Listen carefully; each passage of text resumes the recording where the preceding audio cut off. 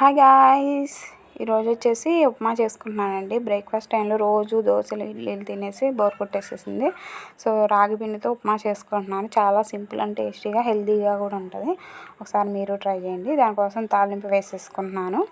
ఒక 2 spoons oil వేసుకొని తాలింపు దినుసులు అన్నీ వేసేసుకొని ఒక చిన్న ఆనియన్ కట్ చేసేసుకొని ఫ్రై చేసేసుకుంటున్నాను. ఒకసారి మీరు ట్రై చేయండి. పిల్లలకి పెడితే హెల్త్కి మంచిదండి. మీరు కూడా ట్రై చేయండి మీ పిల్లల కోసం. దీనిలో కొంచెం కరివేపాకు కొత్తిమీర కూడా కొంచెం వేసేసుకొని ఫ్రై చేసుకుంటున్నాను. నేను ఇద్దరు తినే అంత చేసుకుంటున్నాను. క్వాంటిటీ ఇద్దరు సరిపోయి లాగా చేసుకుంటున్నాను. ఇద్దరు క్వాంటిటీకి సరిపోయేలాగా. సో 2 మెంబర్స్ సరిపోయిద్ది. దీనిలో కొంచెం అల్లం వెల్లుల్లి పేస్ట్ యాడ్ చేసుకొని ఫ్రై చేసుకున్నాక వాటర్ వేసుకోవాలండి. 1.5 గ్లాస్ వాటర్ వేసుకున్నాను నేను.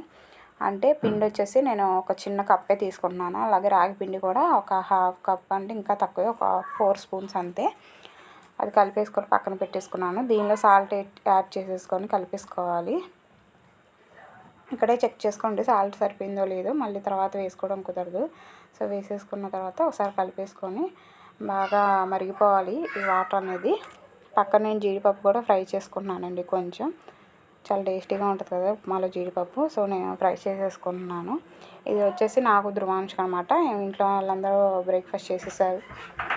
టేస్ట్ అయితే చాలా బాగుంటుంది. నాకైతే చాలా ఇష్టం. జీడిపప్పులు ఉన్నప్పుడు ఇలా ఉప్మా చేసేసుకుంటాను. ఇదంతా బాగా మరిగిపోతుంది చూడండి వాటర్. ఇప్పుడు దీనిలో నేను చిన్న కప్పు అనమాట ఇది.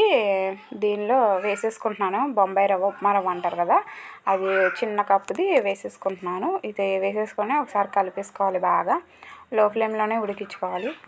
ఇదంతా ఫ్రై చేసేసుకుంటున్నాను. కొంచెం గీలో ఫ్రై చేసుకుంటున్నాను. అది వచ్చేసి ఇది పక్కన ఉడికిపోవటానికి దగ్గరికి వచ్చింది కదా. ఇప్పుడు ఇది బాగా మిక్స్ చేసేసుకున్నాను వాటర్లో.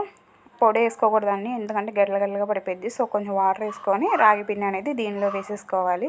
ఉప్మా కొంచెం దగ్గరికి వచ్చేసింది కదా. ఇప్పుడు ఈ వాటర్ అనేది రాగి పిండి వాటర్ దీనిలో యాడ్ చేసేసుకొని బాగా కలిపేసుకోవడమే.